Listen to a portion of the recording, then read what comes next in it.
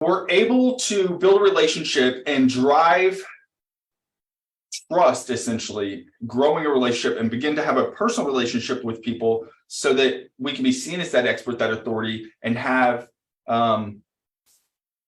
the right, essentially, I don't know what else it would be called, have earned the right to ask to do business with people in a manner that makes sense, because we're coming to serve and to help, essentially.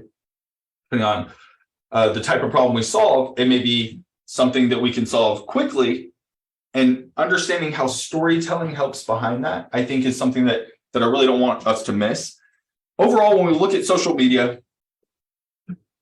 we've talked about building a content funnel. We've talked about using motivational post. I'm going to redraw this here so we have it for concept. Educational post. Personal post. And conversational post.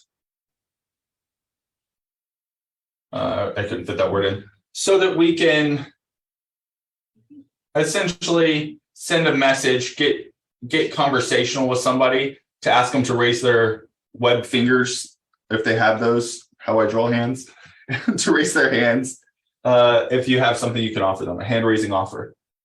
So we've discussed that in depth. If you're not sure what's going on there, go back in previous trainings, because that's really going to factor in here.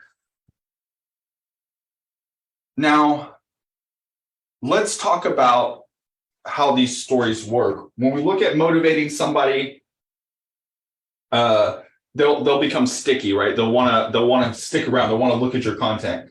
When we're educational, it'll show that we're an expert. When it's personal, you begin to have a relationship with somebody. So you go from being invisible to being seen as an expert to having a relationship with somebody.